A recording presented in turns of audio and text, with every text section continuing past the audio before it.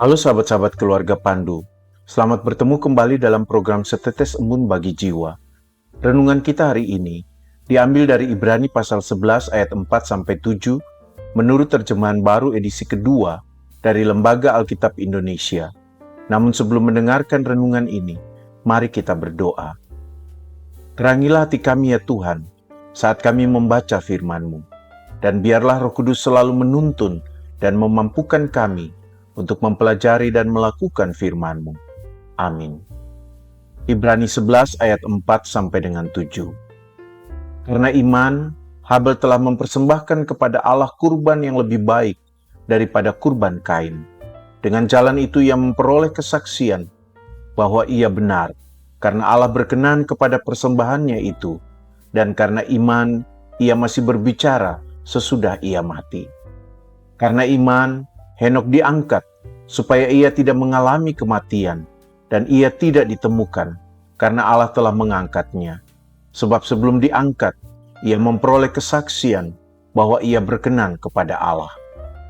Tetapi tanpa iman, tidak mungkin orang berkenan kepada Allah.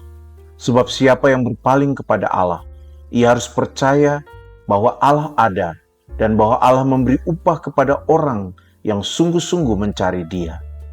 Karena iman, Nuh setelah diperingatkan Allah tentang sesuatu yang belum kelihatan, dengan taat mempersiapkan bahtera untuk menyelamatkan keluarganya, dan karena iman itu, ia menghukum dunia, dan ia menjadi ahli waris kebenaran sesuai dengan imannya.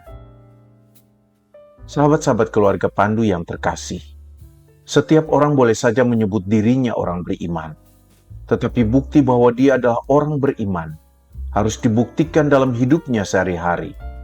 Habel, Henok, dan Nuh dalam bacaan kita hari ini membuktikan bahwa mereka adalah orang beriman melalui praktik dalam hidup mereka. Habel menunjukkan imannya melalui ibadahnya kepada Tuhan. Henok menunjukkan imannya melalui hidupnya yang selalu berjalan bersama dengan Tuhan.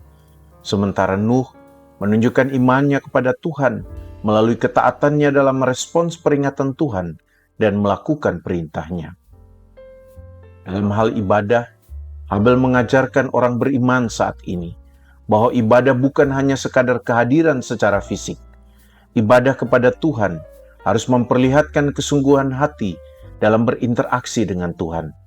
Jika kita sadar bahwa Tuhan hadir dalam ibadah kita, maka kita harus tahu bagaimana seharusnya kita bersikap.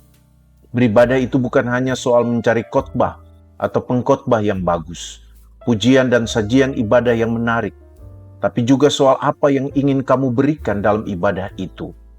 Kita tidak hadir dalam ibadah hanya sebagai penikmat ibadah. Kalau suka kita hadir lagi minggu depan, kalau tidak suka kita cari lagi gereja yang lain. Jika kita sadar bahwa Tuhan hadir dalam ibadah kita, maka persembahkanlah segala sesuatu dengan baik atas dasar ketulusan hati kita. Bahkan persembahkanlah tubuh kita. Seperti Paulus dalam Roma 12 ayat 1 mengingatkan kita untuk mempersembahkan tubuh kita sebagai persembahan yang hidup, yang kudus, dan yang berkenan kepada Allah. Karena itulah ibadah yang sejati. Dari Henok kita belajar bahwa dalam kehidupan kita sebagai orang beriman, kita harus menunjukkan persekutuan yang akrab dan terus-menerus dengan Tuhan. Relasi kita dengan Tuhan haruslah merupakan relasi yang menyenangkan. Jangan relasi kita hanyalah relasi karena kebutuhan. Kalau kita membutuhkan Tuhan, kita akan membangun kedekatan dengannya. Tetapi jika kita sedang tidak membutuhkan Tuhan, maka hidup kita menjauh darinya. Padahal mana bisa dalam hidup ini, ada waktunya kita tidak membutuhkan Tuhan. Tidak membutuhkan Tuhan, itu sama saja dengan menjauhkan diri kita dari keselamatan. Henok mengingatkan kita bahwa justru kalau kita mengatakan bahwa kita orang beriman, maka kita tidak bisa jauh dari Tuhan, karena iman selalu berhubungan dengan Tuhan. Kalau tidak, kepada siapa lagi kita beriman? Untuk itu, pikirkanlah apa yang ingin kita lakukan hari ini untuk sungguh-sungguh menyenangkan Tuhan. Dari Nuh kita belajar bahwa kalau kita beriman kepada Tuhan, maka kita harus taat kepada Tuhan. Taat dalam melakukan perintahnya, Meskipun perintah itu mungkin tidak masuk akal bagi kita, bahkan bisa membuat kita ditertawai orang karena melakukan perintah Tuhan.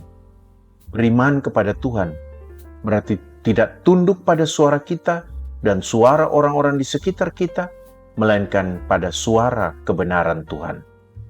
Ingatlah bahwa dengan mempraktekkan keteladanan dari tokoh-tokoh iman ini, hidupmu menjadi kesaksian yang kuat bagi orang lain, dan hidupmu menjadi puji-pujian bagi Tuhan. Jalanilah harimu ini, bahkan sekalipun kamu tidak tahu pasti apa yang akan kamu hadapi di depan atau di hari ini, atau bagaimana orang lain akan menyikapi setiap hal yang kamu lakukan.